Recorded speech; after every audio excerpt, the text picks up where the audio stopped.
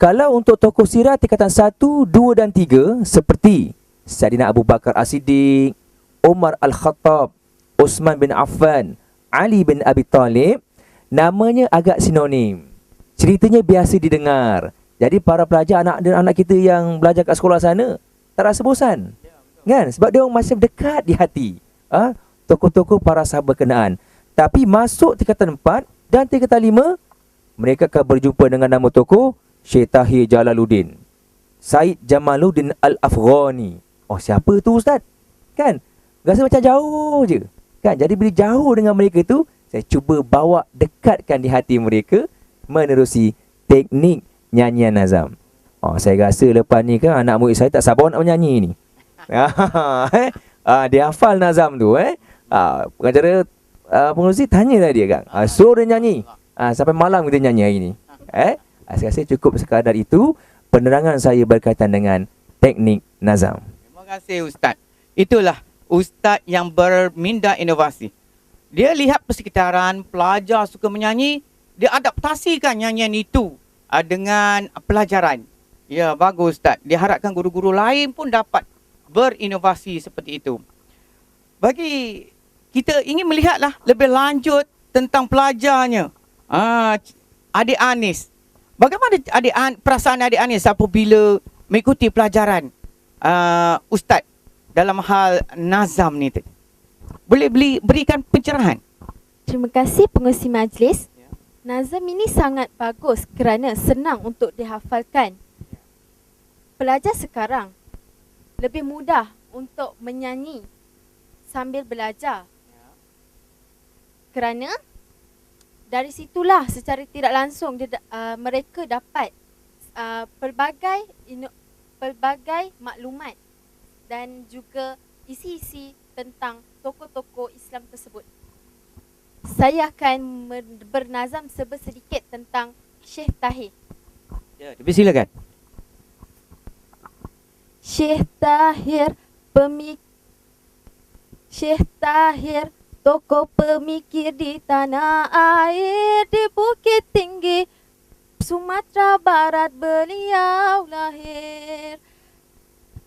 Seorang guru keturunan Minangkabau Melayu, Masjidil Haram, Madrasah Al-Mahsyur di Surah Ilmu. Sedikit saya boleh kongsikan tentang tokoh-tokoh Islam yang Ustaz telah inovasikannya. Alhamdulillah. Dalam lagu tadi dimasukkan informasi ilmu. Bagus. Cara ni boleh mendekatkan pelajar ya. Bagus. Alhamdulillah. Tapi Ustaz, saya difahamkan Ustaz ada lagi inovasi yang lain iaitu teknik FAST. F-A-S-T. Boleh tak Ustaz terangkan, bagi pencerahan kepada kami dan juga kepada audiens? Dipersilakan Ustaz. Baik, terima kasih kepada saudara pengacara majlis sekali lagi. Baik, sedap tak suara adik saya tadi? Oh, sedap tu. Merdu tu. Masuk kelas vokal berapa kali dah. Okey, baik. Jadi, berbalik kepada soalan tadi, iaitu teknik fast. Apa fast tu? Fast yang kita tahu tu pantas. Ataupun fast tu boleh juga diartikan puasa. Kan? Namun fast yang saya maksudkan di sini ialah F tu fun, seronok. A tu akronim, dan juga akrostik. S tu solve problem, dan T itu dah tip top. Jadi memang menjadi matlamat saya, seboleh-bolehnya ketika saya mengajar dalam kelas, saya hendak memastikan bahawa semua pelajar saya memberi fokus dan menguasai isi pelajaran yang disampaikan. Jadi, namun ketika pengalaman saya mengajar mereka di tingkatan 2 dalam bab ibadah bagi tajuk solat jamak qasar dan juga puasa, saya dapati para pelajar sukar untuk mengingati isi-isi penting dan fakta yang terkandung di dalamnya. Kan? Sebab kalau saya ingatlah syarat-syarat apa tu? Contohnya apa? Orang yang wajib qada dan fidyah puasa kan? Perempuan yang mengandung lah, ibu yang bersalin lah, risau dirinya, risau anaknya. Kan pening kepala tu. Kan? Kalau pelajar pintar cerdas, dia boleh ingat. Kan? Tapi kalau pelajar anak-anak didik kita yang ke belakang tu, kan? Kita kena bantu dia. Yang IQ sederhana tu lah. Ya betul. Ah. IQ sederhana tu. Tapi kalau kita pupuk dengan betul, IQ mereka akan menjadi baik juga sebenarnya. Kalau kena pada tekniknya. Jadi, saya telah perkenalkan teknik FAST dengan harapan dapat membantu pelajar-pelajar menguasai isi pelajaran dengan baik. Dan antara orang kata apa, yang utama dalam teknik FAST ini ialah penggunaan akronim dan akrostik. Contoh macam di Melaka, JAIM, Jabatan Agama Islam Melaka, kan? Contoh apa lagi? MARA, Majlis Amanah Rakyat. Okey, itu contoh akronim. Okey, contoh akrostik. Apa contohnya? PEKIDA, Pertubuhan Kebajikan dan Dakwah Islam. Jadi untuk tajuk ibadah ni tingkatan 2, saya gabungkan kedua-duanya, akronim dan akrostik. Yang mana penjelasannya saya rasa saya minta sendirilah. Minta sendiri anak pelajar saya ni terangkan, kan? Saya memang dah hafal semuanya. Minta mereka berdua pula sebagai testimoni saya untuk menjelaskan dengan lebih lanjut, insya-Allah. Terima kasih Ustaz. Bagusnya. Lazimnya inovasi yang dibuat oleh Ustaz tu diwar-warkan oleh kaunselor, tapi kini Ustaz telah menelurkannya sendiri. Bagusnya. Okey, baiklah. Apa kata kita punya testimoni pertama ni, Farah? Farah, macam mana?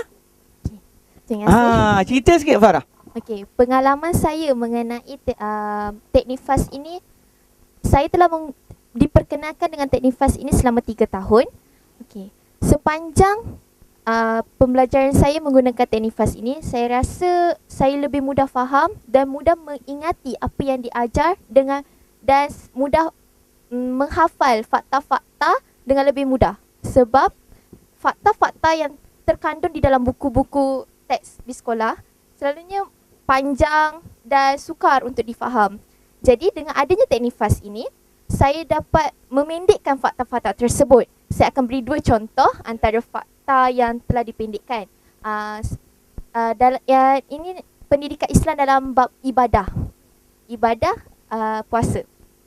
Antara contohnya, musakit dahara, iaitu yang diberi maksud musafir, orang yang bermusafir tetapi sakit, tenat dan menyebabkan kemudaratan. Okey, dia wajib untuk mengqadakan puasa tersebut. Itu antara musakit dahara ini antara satu teknik FAST yang telah saya gunakan sepanjang pembelajaran saya. Contoh yang kedua pula adalah preg-fit self baby, iaitu ibu yang mengandung, pregnant, ibu yang mengandung yang menyusukan anaknya, risau akan kesihatan dirinya, self, dan risau akan kesihatan baby tersebut, juga wajib mengqadakan puasa tersebut. Itu antara 2 contoh yang saya dapat kongsikan. Antara kebaikan kita mempelajari teknik FAST ini adalah saya dapat menerusi pembelajaran saya dan prestasi pendidikan saya dalam exam, dalam peperiksaan juga meningkat sejak daripada tahun saya diperkenalkan dengan teknik FAST ini. Bagus tu ya. Jadi Farah ada mempraktikkan FAST ni dalam subjek-subjek yang lain, ada tak? Sudah tentu. Saya mempraktikkan teknik FAST ini lebih-lebih lagi dalam pendidikan, dalam pembelajaran sejarah. Dalam subjek sejarah juga. Ya, subjek sejarah ni subjek yang terlalu banyak nak diingatkan fakta dia, ya. Okey, bagaimana pula dengan adik Anis? Boleh adik Anis berikan pencerahan? Terima kasih pengurusi majlis. Ya, sama-sama. Pada saya teknik FAST ini sangat bagus kerana dia memudahkan saya untuk mengingati isi pelajaran yang sangat penting dalam sesuatu pelajaran yang saya anggap sukar untuk difahamkan. Semasa di tingkatan 2, setelah Ustaz memperkenalkan teknik FAST ini, saya menggunakan teknik ini di dalam tajuk ibadah tingkatan 2 serta saya menggunakannya sehinggalah sekarang pada tajuk rukun nikah. Contohnya, siswa. Selain itu, dengan adanya teknik FAST ini,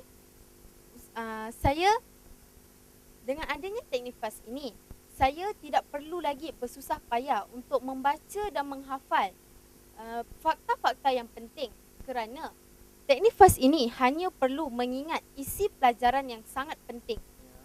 Sebagai contohnya, teknik FAST yang telah diinovasikan oleh Ustaz ialah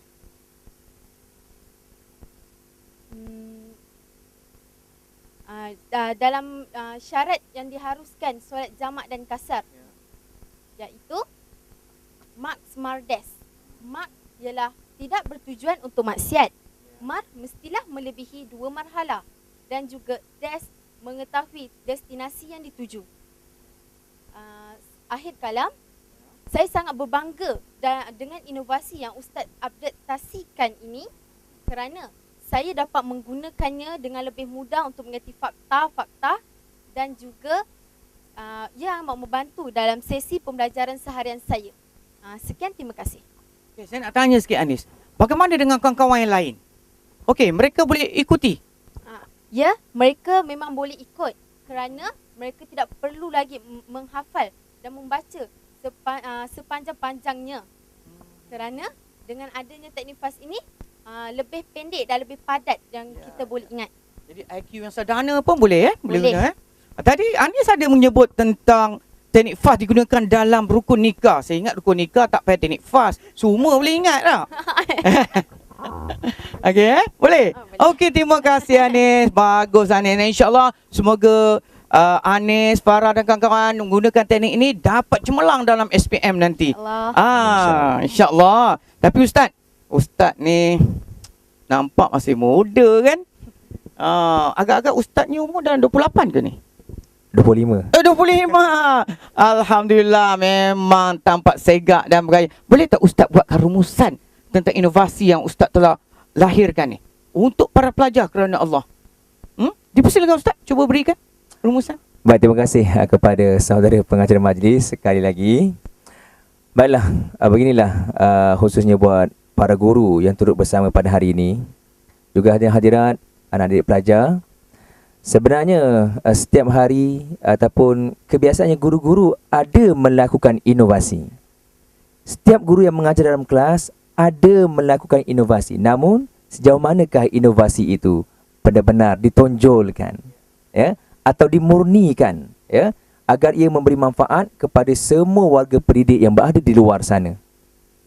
Jadi sama seperti kita buat kajian tindakan, saya yakin dan pasti semua guru pasti melakukan tindakan. Bila mengajar, pelajar bising. Apa tindakannya? Suruh diam. Bebelan. Teknik paling berkesan. Oh, itu paling membosankan pelajar tu. Paling membosankan. Okey, kemudian apa lagi? Kemudian pelajar gagal. Apa yang perlu dibuat? Apa tindakannya? Contoh, buat kelas tambahan. Bagi nota padat. Itu tindakan. Kan? Jadi tindakan tu sebenarnya, cuba kita guru-guru ni cuba mengambil satu jalan, satu tindakan yang luar biasa dari yang biasa. Bila kita buat perkara itu, sebenarnya itulah namanya inovasi. Bukannya yang kebiasaan yang dibuat, tapi sesuatu yang luar biasa. Jadi saya menyerulah untuk diri saya terutamanya dan juga para guru yang hadir di sini pada hari ini, agar kita sama-sama ikhlaskan hati kita, agar setiap apa yang kita buat sebenarnya hanyalah untuk Allah Subhanahu Wa Taala dan untuk membangunkan modal insan kelas pertama, khususnya anak didik kita di sekolah masing-masing. Sekian daripada saya. Terima kasih Ustaz. Hadirin hadirat yang dimuliakan, sesungguhnya guru itu merupakan pemangkin bagi kerajaan untuk menelurkan modal insan kelas pertama. Oleh itu, seseorang guru itu perlu kreatif dan inovatif bagi menceriakan suasana PDP di sesebuah sekolah. Dengan ini, majlis mengucapkan jutaan terima kasih atas kehadiran tuan-tuan dan puan-puan bagi program yang mulia ini. Sekian, terima kasih.